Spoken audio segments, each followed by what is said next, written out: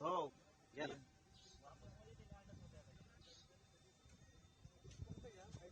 हो थोडं समोर ठेवलं.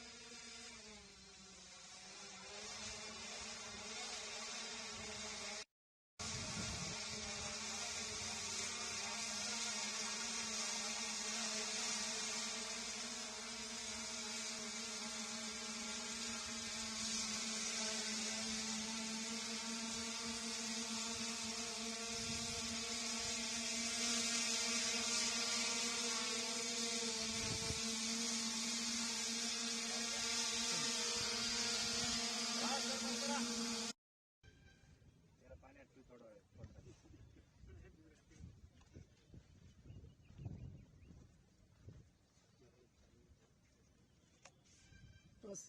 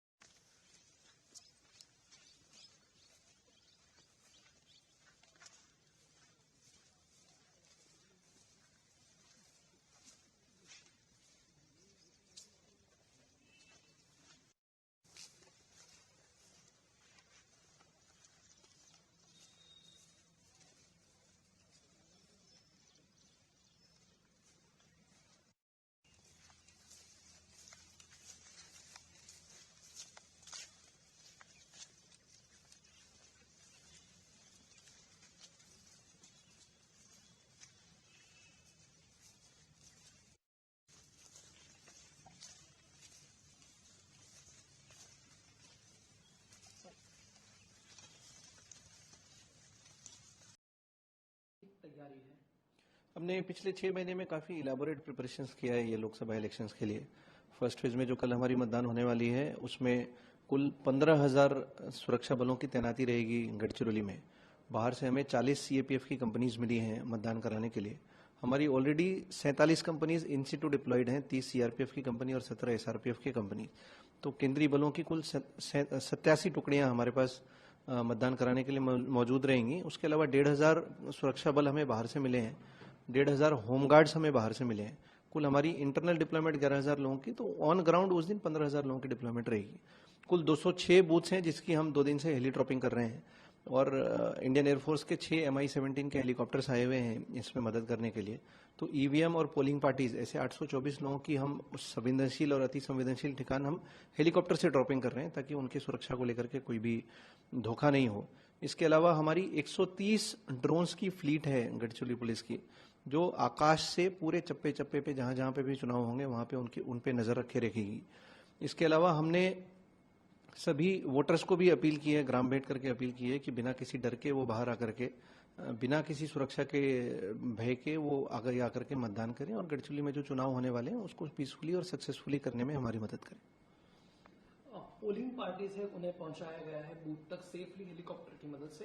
वो पूरा किस तरीके से सिस्टम आपका काम है? इंडियन एयरफोर्स की हेलीकॉप्टर हमारे पास 15 अप्रैल को आई थी, 6 हेलीकॉप्टर्स, और 16 तारीख से हमने इनकी हेली ड्रॉपिंग शुरू की थी. टप्पे टप्पे में संवेदनशीलता के अनुसार कुल 206 बूथ्स पे हमने हेली ड्रॉपिंग की है. और 3 दिन तक के लिए जो हमारे पुलिस स्टेशन हैं वही इंटरमीडिएट स्ट्रांग रूम्स रहने वाले हैं. 3 दिन पहले यहाँ पे ईवीएम्स निकलती हैं और वो स्ट्रांग रूम से फिर ये पोलिंग पार्टीज पैदल जा करके 10-10, 12-12 किलोमीटर की पैदल प्रवास करके किसी जंगल में रुक करके अगले दिन कल सुबह जाकर के मतदान केंद्र पर मतदान कराएगी. और मतदान होने के बाद फिर पैदल 10-12 किलोमीटर वापस आकर के लेट नाइट तक या नेक्स्ट डे सुबह 20 तारीख की सुबह फिर हमें मतदान के लिए मतदान करा करके वापस लौट के आएगी. 1 मिनट में